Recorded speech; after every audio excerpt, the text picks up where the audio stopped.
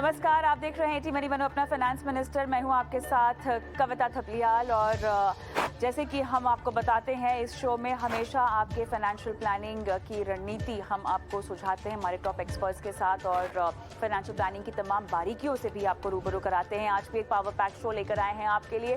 Show की शुरुआत करते हैं ऑन द शो के साथ।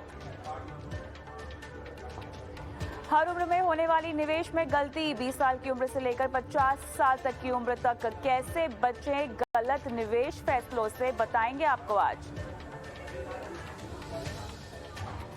डिजिटल हुआ रुपया, आ गया है ई रुपया। ई रुपया के लिए हो जाए तैयार, जानिए इसका नफा नुकसान। यूपीआई स्कैम, कॉन्टैक्टलेस स्कैम और आईओटी स्कैम, कैसे आप हो सकते हैं फाइनेंशियल ठगी के शिकार, बताएंगे आपको आज शो में।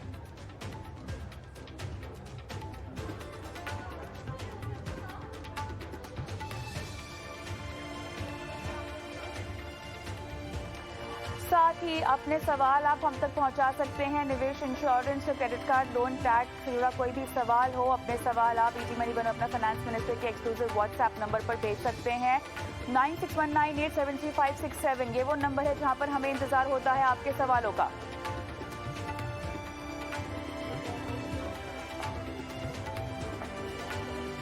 चलिए शो की शुरुआत करते हैं। और जैसे हम फिजिकल फिटनेस का ख्याल रखते हैं, वैसे ही हमें फाइनेंशियल फिटनेस का भी ख्याल रखना ज़रूरी हो जाता है। फाइनेंशियल फिटनेस से पता चलता है कि आपकी जमा पूंजी कितनी तगड़ी है और कितनी कारगर है, और इससे पता चलता है कि इमरजेंसी में आप कैसे स्थिति को संभाल पाने में सक्षम हो पाते हैं। और फाइनेंशियल फिटनेस को बनाए रखने के लिए आपको खर्च और बचत का बैलेंस समझना होगा, ये बहुत ज़रूरी है। आमदनी अठन्नी और खर्चा रुपया हो तो फाइनेंशियल फिटनेस का कोई मतलब नहीं होता है, आप इस स्थिति में हमेशा ही परेशान रहेंगे। तो आज हम जानेंगे 20 साल की उम्र से लेकर 50 साल की उम्र में निवेशक अपने निवेश को लेकर ऐसी कौन सी गलतियां करते हैं जिससे वो सफल निवेशक बनने से चूक जाते हैं। और इस पर चर्चा के लिए हमारे साथ जुड़ गई हैं लेखिका और एनआईएसएम की एडजंक्ट प्रोफेसर मोनिका हलन। मोनिका मैम, बहुत बहुत स्वागत है आपका हमारी इस बेहद खास पेशकश में। और 20 साल की उम्र, 30 साल की उम्र, 40 और 50, ये वो ऐसे अहम पड़ाव होते हैं हम सबकी ज़िंदगियों में जहाँ पर हम पर्सनली, प्रोफेशनली इवॉल्व कर रहे होते हैं। कई लोग जो हैं 20 साल की उम्र में अपनी नौकरी की शुरुआत करते हैं, उन्हें पहली सैलरी मिलती है। तो कई सारे लोग हम देखते हैं 40 साल की उम्र में अपने रिटायरमेंट के बारे में सोचते हैं। तो हर एक उम्र के पड़ाव में आपकी ज़िंदगी को लेके अलग समझ होती है, आपके ऊपर रिस्पॉन्सिबिलिटीज़ और लाइबिलिटीज़ के लिहाज से अलग अलग तरह की चीज़ें होती हैं जो आप पर निर्भर करती हैं। तो बहुत लाजमी है कि फाइनेंशियल प्लानिंग को लेकर जानकारी, इन्वेस्टमेंट को लेकर सीख जितनी जल्दी आप ले लें उतना अच्छा है। और मोनिका जी, सीख लेने के बाद भी उसमें भी इवॉल्व होना बहुत ज़रूरी है।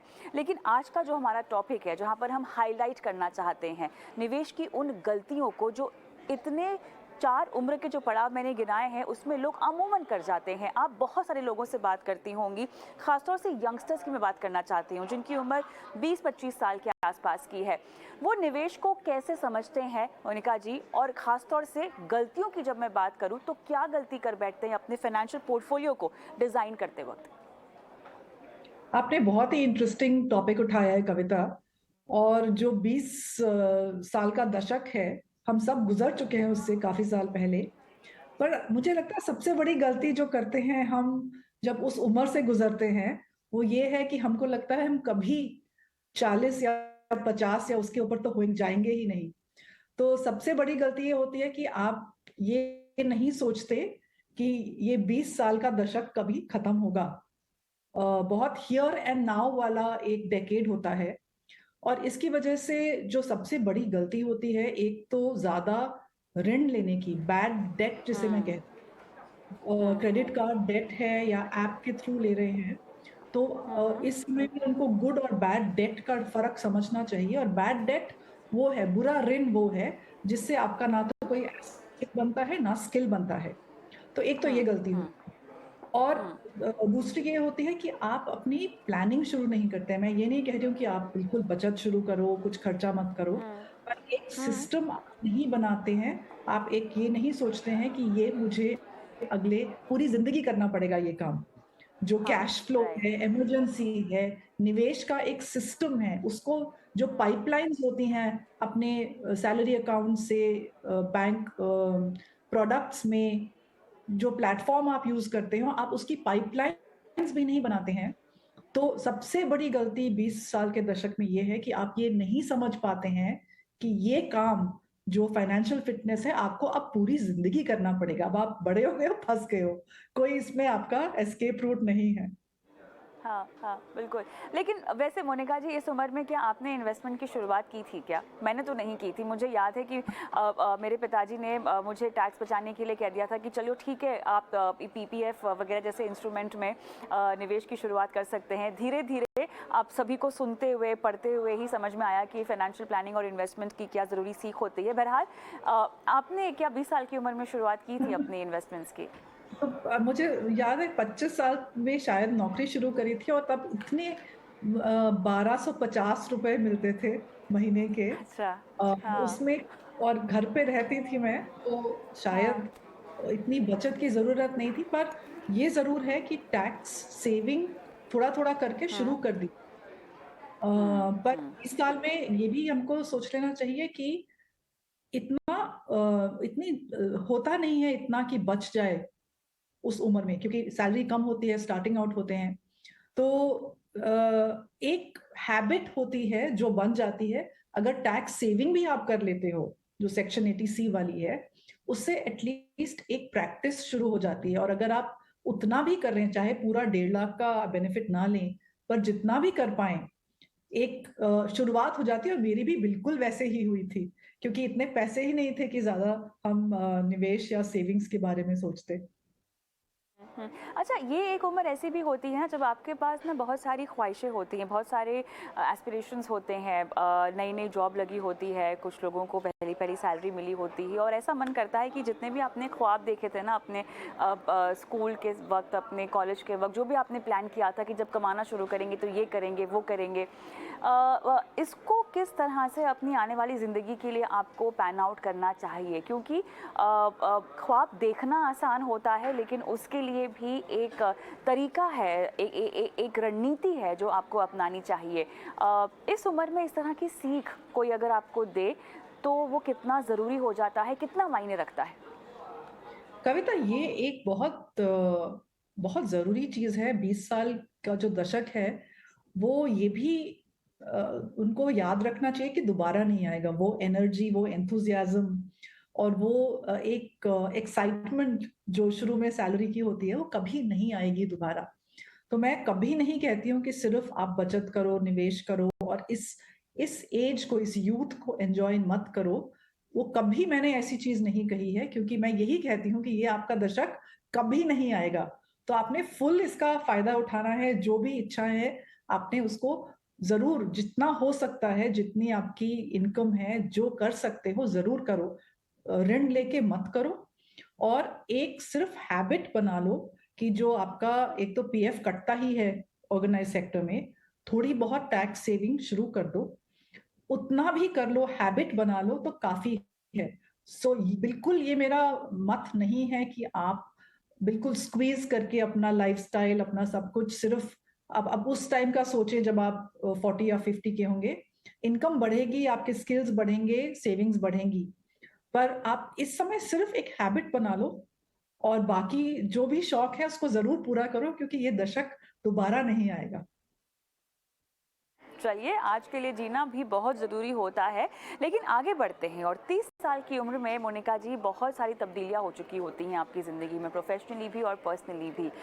कई लोगों की शादियाँ हो चुकी होती हैं, बहुत सारे लोग या तो घर खरीद रहे होते हैं या घर खरीद चुके होते हैं।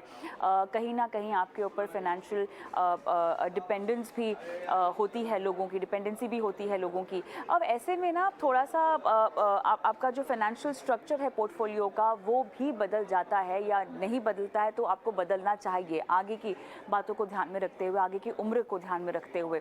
लेकिन इस उम्र में ऐसी कौन-सी चीज़ है जो नहीं करके आप गलती कर बैठेंगे बहुत बड़ी? अ, इस 30 का ये दशक है, इसमें आपकी जो इनकम है उसको एक बम्प मिलता है आपके। ये आप याद रखना कि इस जो आपकी वर्किंग एज है उसमें 3 या 4 ऐसे पड़ाव आएंगे जिसमें आपको मल्टीप्लायर इनकम जंप मिलता है, और 5-7 साल काम करके अमूमन वो एक बड़ा जंप मिलता है, वो आपको अर्ली 30s में मिलना चाहिए। तो ये गलती अगर मैं मानूं तो ये हो सकती है कि आपने उस समय जब ये बम्प मिला इनकम का, आपने सिर्फ लाइफस्टाइल पे खर्चा किया, और उस समय में जो आपकी हैबिट बनी हुई है उसमें आपने सेविंग्स में बढ़ोतरी नहीं करी है। तो बहुत बहुत जरूरी है ये याद रखना कि ये गलती होगी अगर आप सिर्फ लाइफस्टाइल बढ़ाएंगे, क्योंकि कविता लाइफस्टाइल का ना कोई एंड नहीं है। गाड़ियां और महंगी महंगी महंगी दिखेंगी ही, हॉलीडेज और महंगी दिखेंगी, कपड़े, वॉचेस, आप कुछ भी गिन लो तो उसकी कोई अंत नहीं है। तो अगर लाइफस्टाइल ही चेस कर रहे हैं तो शायद सेविंग्स और फ्यूचर का इस समय बहुत अहम उसका डिसीजन होता है कि मैं कितना, जो इंक्रीमेंट मिला है, जो बम्प मिला है, उसमें से अब मुझे सेविंग्स में सीरियसली करना पड़ेगा। तो एक तो ये गलती है कि लाइफस्टाइल बढ़ाते जाते हैं। दूसरा ये है हम अपना इस ज्यादा safe investments, debt based investments, जैसे प्रोविडेंट फंड भी ज्यादातर बॉन्ड्स में है, फिक्स डिपॉजिट्स हैं, लोग लाइफ इंश्योरेंस खरीद लेते हैं, ट्रेडिशनल पॉलिसीज, उसका रिटर्न 2-4% आता है। तो ये भी बहुत बड़ी मिस्टेक होती है कि आप इस दशक में बहुत सेफ अपना जो इन्वेस्टमेंट कर रहे हैं वो करते हैं आप इक्विटी में, सिस्टमैटिकली थ्रू म्यूचुअल फंड्स। एक सेफ रास्ता भी है स्टॉक मार्केट में निवेश करने का थ्रू म्यूचुअल फंड्स, आप वो नहीं करते हैं ये डर के कि उसमें वॉलेटिलिटी है। तो और एक जो चौथी चीज है वो ये है कि आप अपनी हैसियत से ज्यादा खर्च करते हैं गाड़ी पे और घर पे।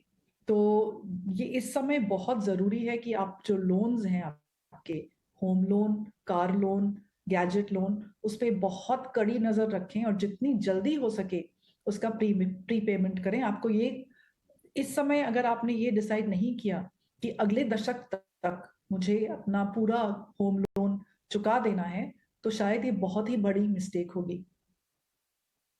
बिल्कुल। इंश्योरेंस को लेकर सही तरीके का इंश्योरेंस लेना भी बहुत ज़रूरी हो जाता है 30 की उम्र तक। करेक्ट। तो मिस्टेक ये होगी कि आप लाइफ इंश्योरेंस जो कि टर्म प्लान के थ्रू लेते हैं वो ना लेके उसमें निवेश का मिक्स करके बंडल्ड प्रोडक्ट लें, या तो यूलिप खरीद लें या मनी बैक, एंडाउमेंट और होल लाइफ तो बहुत ही खराब चीज होती है। उसमें अगर आप फंस जाते हैं, और वो बहुत हार्ड सेल्स करते हैं जो बैंक्स होते हैं और एजेंट्स होते हैं, उसमें आप फंस जाते हैं तो आपका जो पैसा एक इंडेक्स फंड में आपको 14% साल साल दर साल CAGR देता लॉन्ग टर्म 10 साल में, वो आपका कम होके 2-4% इन्फ्लेशन को भी उसको वो लांग नहीं पाएगा। तो बहुत जरूरी है इस समय अगर आप लाइफ इंश्योरेंस ले रहे हैं तो गलत प्रोडक्ट में ना फंसें। सिर्फ उतना अपनी लाइफ को इंश्योर करें अगर आपके डिपेंडेंट्स हैं। तो ये बहुत बड़ी गलती होती है कि कोई ले लेता है, और अगर फैमिली नहीं है तो आपको लाइफ इंश्योरेंस की जरूरत नहीं पड़ेगी। अगर आप सिंगल हो तो आपको लाइफ इंश्योरेंस नहीं चाहिए। ये मिस्टेक, ये गलती करते हैं कि ये सोचते हैं कि हमको टैक्स बेनिफिट मिलेगा। 20 और प्रोडक्ट्स हैं जिसमें टैक्स बेनिफिट मिलता है, पब्लिक प्रोविडेंट फंड है, ELSS है, जो आपने होम लोन लिया उसका जो प्रिंसिपल है, वो सारे आते हैं सेक्शन 80C की बकेट में। पर कोई बताने को तैयार नहीं होता है इंश्योरेंस एजेंट, क्योंकि उनको अपनी पॉलिसी बेचनी होती है। तो ये बहुत बड़ी मिस्टेक है कि आप गलत इस उम्र में, और एक नहीं, दो नहीं, 5-6-20 पॉलिसी खरीद लेते हैं, क्योंकि एजेंट एक बार अगर आपको बेचता है तो फिर 3-4 साल में आके वो पुरानी वाली को हटा देता है और एक नई बेचता है पॉलिसी, उसकी अलग कहानी है। पर ये इस दशक में ये इंश्योरेंस वाली मिस्टेक ना करें। अपना पैसा आपके पास अभी 20-25 साल हैं इसको ग्रो करने के लिए, और आपने सिर्फ ये देखना है कि पिछले 20 साल में जो इंडेक्स फंड्स हैं, जो सेंसेक्स है या निफ्टी है, उसने क्या रिटर्न दिया है। आप क्यों नहीं वो रिटर्न लेंगे और एक बिल्कुल सेफ जिसे कहते हैं या लो रिटर्न प्रोडक्ट में आप साल दर साल टैक्स के बेनिफिट के लिए उसमें निवेश करते रहेंगे। तो मेरा तो यही मत हमेशा रहा है कि मत खरीदे traditional plans, money back endowment. वो सिर्फ एजेंट और कंपनी के फायदे में रहते हैं, आपके फायदे में नहीं रहते हैं। और क्या ये सब चीज़ें मोनिका जी 40 साल की उम्र तक आते आते क्या बदल जाती हैं, क्योंकि आपकी प्राथमिकताएं और जिम्मेदारियां शायद बदल जाती हैं, उसमें बदलाव आता है? 40 का जो दशक है वो दशक बहुत मायने रखता है। आपको रिटायरमेंट की अपनी तैयारी इस समय कमर कस के करनी होती है, क्योंकि फिर वही है, 15-20 साल हो गए होते हैं काम करते हुए, 15 साल हो गए होते हैं काम करते हुए जैसे दशक शुरू होता है। और जो इनकम है वो अच्छी इस समय आ रही होती है अमूमन, ऑन एन एवरेज। जैसे इकोनॉमी बढ़ती है तो सैलरीज बढ़ती हैं।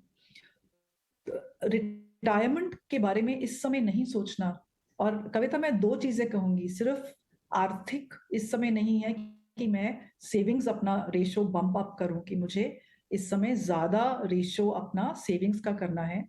आपको इस दशक में अपना स्किल सेट भी उतना ही, उसके ऊपर आपने ध्यान देना है, क्योंकि आपको 15 साल हो गए हैं काम करते हुए, आप अब काफी एम्बेड हो गए हो कंपनी में या अपनी जॉब में, एक कंप्लेसेंसी आ जाती है।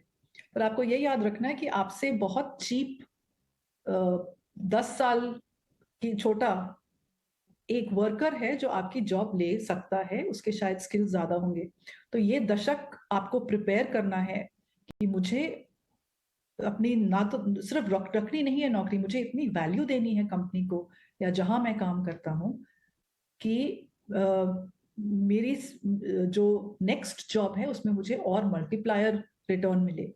तो इस समय आपको स्किल अपडेटिंग का जो नहीं करता है, जो एम्बेड हो गया, जो थक गया, जो कॉर्पोरेट कॉग बन के रह गया, तो आप देखेंगे कि आपका जो राइज है वो इतना शार्प नहीं होगा। तो सिर्फ जो स्किल सेट है वो इनकम से रिलेटेड है, और इनकम से रिलेटेड फिर हमारी रिटायरमेंट प्लानिंग का है कि हम कितना उसमें सेविंग कर सकते हैं। तो एक तो ये गलती होती है, और एक ये होती है कि आपने होम लोन बहुत सारा आपका बचा हुआ है। 40 की दशक का खत्म होते होते आपका होम लोन खत्म हो, आप डेट फ्री होने चाहिए, आपका होम लोन खत्म हो जाना चाहिए। और इस दशक को खत्म होते होते आपके पास आपके रिटायरमेंट की जो पूंजी है, जो आपको 60 साल पे चाहिएगी, आपको एटलीस्ट आधी आपके पास हो जानी चाहिए। उसके माइलस्टोन्स हैं, आपको अगर नहीं करा है आपने तो काम ज्यादा साल करना पड़ेगा अगर आपको मिलता है काम, नहीं तो रिटायरमेंट की जो लाइफ है उसको आपको टोन डाउन करना पड़ेगा। तो ये बहुत ही, it's a transitional decade 40s का, कि बिल्कुल, वो यूथ इसीलिए चला बहुत गया ज़रूरी है है। और आप जी। नेक्स्ट स्टेज पे जा जी। रहे हैं, टुवर्ड्स ओल्डर मिडिल एज। इसीलिए बहुत ज़रूरी है कहीं ना कहीं आपका जो इनकम फ्लो है ना उसको भी डाइवर्सिफाई किया जाए, लेकिन ये सारे प्लानिंग आपको शायद अपनी लेट 30s में या अर्ली 40s में कर लेनी चाहिए, क्योंकि जैसा कि मोनिका जी ने भी समझाया कि आप रिटायरमेंट के बहुत करीब पहुंच जाते हैं, लेकिन अब 50 साल की उम्र में जब आप एंटर करते हैं, जब आप पहुँचते हैं, तो मेरे ख्याल से आपके पास रिटायरमेंट को लेकर एक फुल प्रूफ प्लान तो होना ही चाहिए ना मोनिका जी। वहाँ पर तो कोई अब कोताही बरतने का सवाल ही पैदा नहीं होता।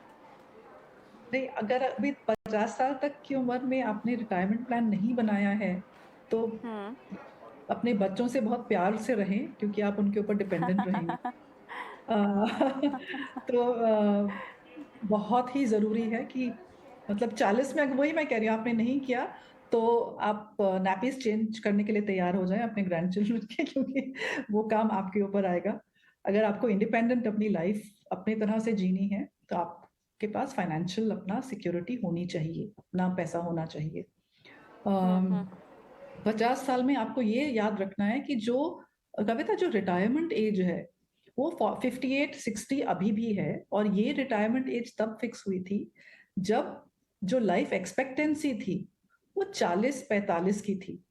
ठीक है, तो उस समय ये रिटायरमेंट की एज फिक्स हुई थी। अब भारत में 75 ईयर्स हो गई है लाइफ एक्सपेक्टेंसी, और जो बड़े शहरों में है जहां मेडिकल फैसिलिटीज अवेलेबल हैं तो 80s 90s जो ब्लू जिसको जोन्स कहते हैं वो बढ़ते जा रहे हैं, और बहुत it's a matter of great celebration कि हमारे देश में people are living to 90s and 100। पर ये भी सोचना है कि 60 साल में फिर आपको कितने साल और चाहिएगा पैसा, क्योंकि आखिरी दम तक पैसा तो चाहिए और उसके बाद बिल्कुल नहीं चाहिए, पर तब तक चाहिए। तो 50s में ये सोचना है कि एक तो मेरे पास क्या स्किल है कि फॉर्मल रिटायरमेंट के बाद जब तक एनर्जी है, जब तक कुछ कर सकते हैं, कैसे मैं करंट इनकम मेरे पास आती रहे, मेरे को आय मिलती रहे, चाहे उस लेवल पे ना आए। क्योंकि remember 50s is your highest earning decade, you are at the peak of your profession. उसमें आपकी जो इनकम है वो सबसे ऊंची होती है कंपनी में। तो ये दशक उस वो भी है कि आपकी सेविंग्स पोटेंशियल बहुत हाई होती हैं, बच्चे बड़े होके फाइनेंशियली इंडिपेंडेंट हो गए होते हैं, होम लोन खत्म हो गया होता है। और इस दशक में अगर आपने बहुत इस पैसे को गवा दिया है तो शायद अगले 30 साल आप रिग्रेट ही करेंगे कि उस समय बचाना चाहिए था। सेविंग्स रेशियोज आपके बहुत ऊंचे होने चाहिए 50s में, एटलीस्ट हाफ 60% आपको आराम से बच सकता है, क्योंकि होम लोन खत्म हो गया, बच्चों का सारा खर्चा खत्म हो गया है। तो अगर आप नहीं कर रहे हैं, it's a very big mistake. और एक मिस्टेक और है 50s में, वही है कि अगर आप एक्विटीज में नहीं इन्वेस्ट कर रहे हैं, क्योंकि रिटायरमेंट के बाद भी आपके पोर्टफोलियो में equities, safe equity index funds के थ्रू रहेंगी। और even at age 80 20% of your portfolio, 20% फिर भी इक्विटी में रहेगा।